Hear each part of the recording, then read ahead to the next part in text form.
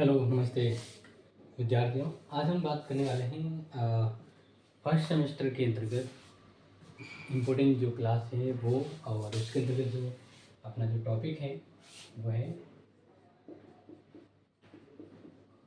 सामाजिक समझौता सिद्धांत,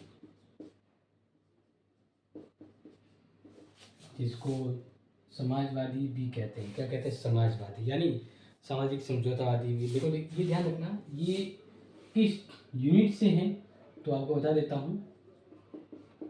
यूनिट 2 के अंतर्गत से है, और हम ये जो पढ़ रहे हैं वो राज्य की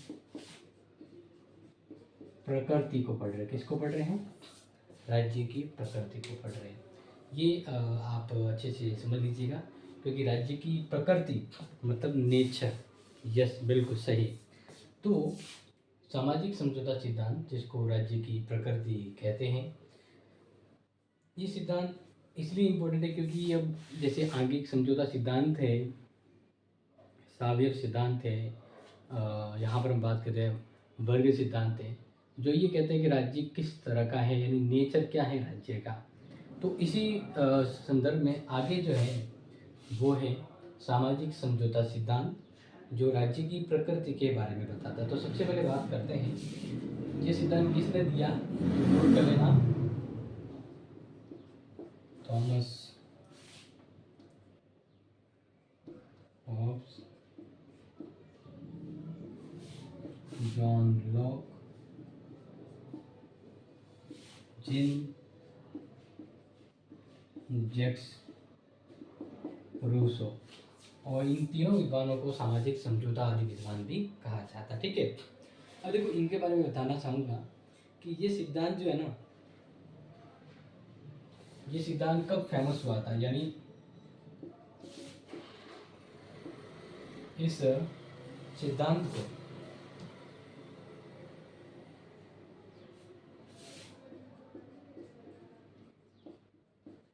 इस सिद्धांत को 18वीं शताब्दी में मान्यता प्राप्त थी। तो अब हम बात करते हैं इस सिद्धांत के अकॉर्डिंग है क्या। देखिए, ये सिद्धांत कहता है कि राज्य जो है ना, वो कृत्रिम संस्था है। कृत्रिम यानी लोगों ने इसको बनाया है। तो आपको वो चीज़ यहाँ पर नोट करनी है।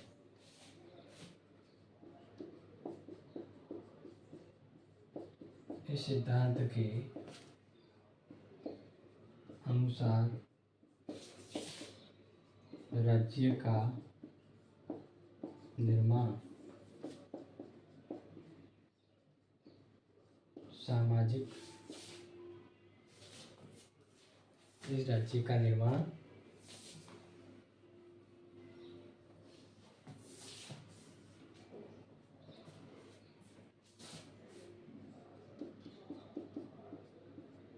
लोगों की सामाजिक प्रकृति के कारण हुआ। अर्थात राज्य एक कृत्रिम संस्था है। राज्य क्या है? प्यारे विद्यार्थी, कि कृत्रिम संस्था है। अब कृत्रिम संस्था का मतलब क्या होता है? जिसको आर्टिफिशियली लोगों ने बनाया है। तो ये माना जाता था कि सर्वप्रथम राज्य संस्था के जन्म से पूर्व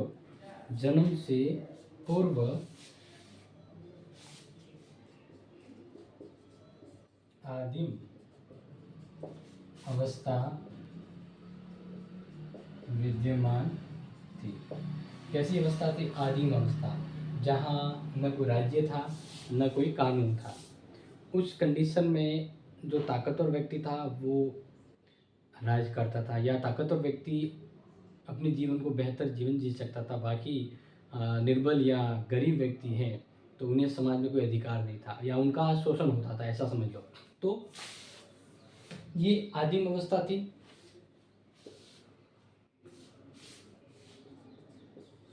इस अवस्था में लोगों को जीवन की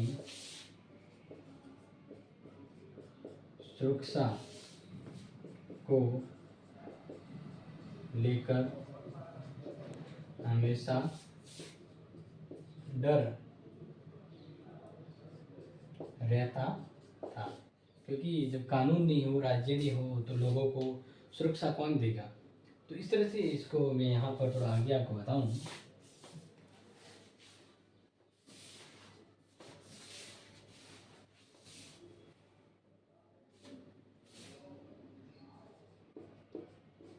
इस अवस्था में राज्य कानून न होने पर अराजकता की अवस्था थी, जहाँ से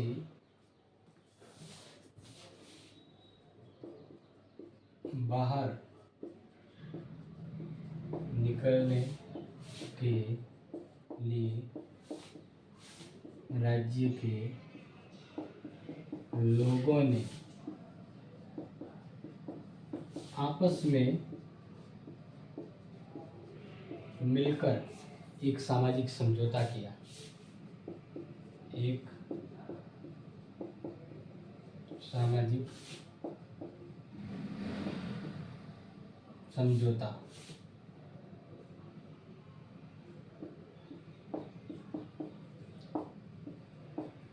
अब देखिए, सिंपल सी बात कही है कि भाई डर जैसी व्यवस्था थी, तो उस व्यवस्था से निकलना था ना, तो राज्य के लोगों ने आपस में एक समझौता किया। अब ये समाज था, और समाज के अंतर्गत लोगों ने जब आपस में समझौता किया तो ये सामाजिक समझौता कहलाता है। अब आगे बात करते हैं।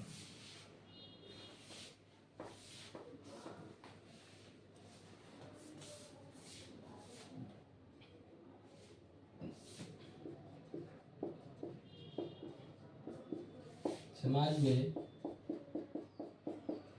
लोगों के मध्य इस समझौते से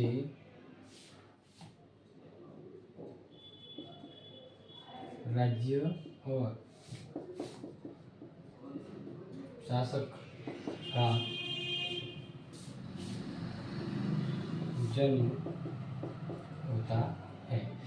मतलब समझौता जो होता है ना, इस समझौते से एक राज्य और उसके शासक समझौते का निर्माण होता है। तो देखिए, अब समझाना चाहूँगा एक आगे कि इधर से लोग सभी लोगों ने मिलकर क्या किया, समझौता। ठीक है। अब ये समझौता सभी लोगों ने अपने सब कुछ अधिकार, जो भी अधिकार शक्तियाँ थी, इस समझौते के तहत सब त्याग दी, और इसी से फिर क्या बनता है, समझौते से एक राज्य और एक शासक का निर्माण होता है। तो जो लोगों ने त्यागा था जो शक्ति, वो वापस इसको मिलती है। लोगों ने जो भी शक्तियाँ त्यागी थी, जो भी अधिकार त्यागे थे, वे अब सभी के अधिकार राज्य के पास आ जाते हैं। ठीक है। किसके बाद राज्य की बात। फिर क्या होता है, इस समझौते में शर्त होती है। पहली, लोगों के समझौते से राज्य का उदय हुआ, जहां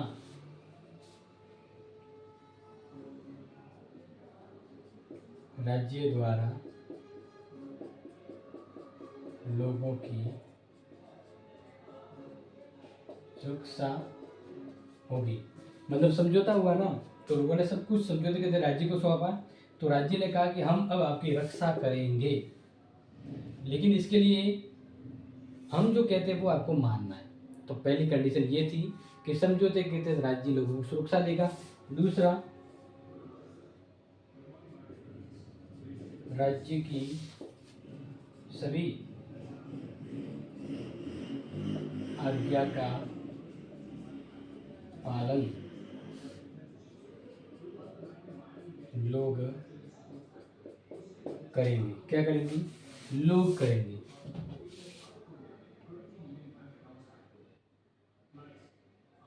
क्या करेंगे? लोग करेंगे। समझ में आ गया? सिंपल सी बात है। तीसरी कंडीशन थी, अगर राज्य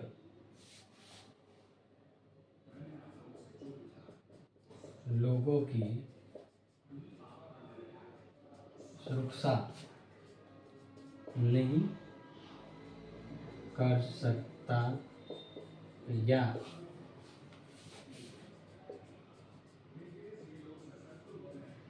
समझौते की शर्तों का उल्लंघन करे तो लोगों को एक अधिकार दिया है।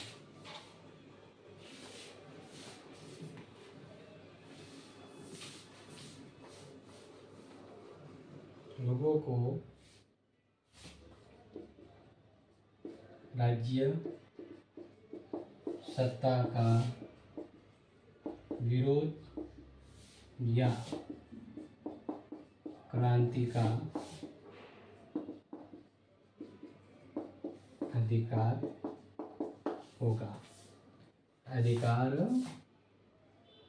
होगा। इस तरह से ये एक समझौता होता है, और इस समझौते के तहत जहाँ राज्य और लोगों के बीच समझौता होता है, इस समझौते के तहत राज्य का जन्म होता है। और ये समझौता ये बताता है कि राज्य कृत्रिम संस्था है, समझौते पर आधारित है, और समझौता राज्य और लोगों के बीच हुआ है।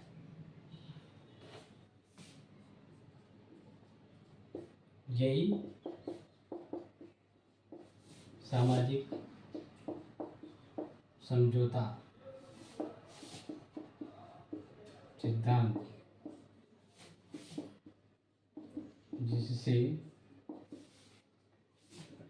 जिसने राज्य को कृत्रिम संस्था माना है। क्लियर? तो प्यारे विद्यार्थियों, इस तरह से अगर मैं आपको बताऊं तो अच्छे से आप इस समझौते के अंतर्गत समझ गए होंगे। अब ध्यान रखना कि इस समझौते की अगर मैं बात करूं तो इस समझौते के अंतर्गत जो सबसे ज़रूरी है और सबसे महत्वपूर्ण है,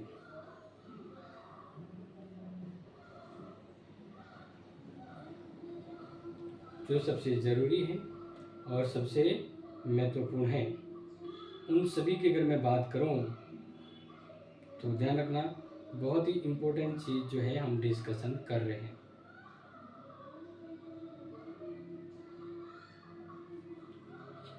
इसमें बस ये कहा गया था कि इस समझौते के अंतर्गत राज्य अगर समझौते का पालन नहीं करता है तो लोगों को विरोध का अधिकार होगा, और लोगों को इस समझौते के अंतर्गत राज्य की हर इच्छा का पालन करना होगा। तो कुल मिलाकर कहीं इस समझौते में राज्य तानाशाह भी बन जाता है, जिसके हर आदेशों की पालना लोगों को करनी होगी। तो इस समझौते के अंतर्गत दो कमियां हैं। पहली कि राज्य इस समझौते के तहत बनता है तो उसकी हर आज्ञा का पालन, उस शासक की हर आज्ञा का पालन लोगों को करना होगा, जो निरंकुशता है। दूसरा कि अगर राज्य समझौते का पालन नहीं कर रहा है तो लोगों को क्रांति का अधिकार है। तो इस तरह से तो राज्य में वापस अराजकता फैल जाएगी। तो ये दो आलोचनात्मक पॉइंट रहते हैं। बाकी कुल मिलाकर बात करें तो ये समझौता सिद्धांत आपको समझ में आ गया होगा। यस, तो आपसे वापस अगली घड़ी में अगले चैप्टर पर पुनः मुलाकात करेंगे। धन्यवाद।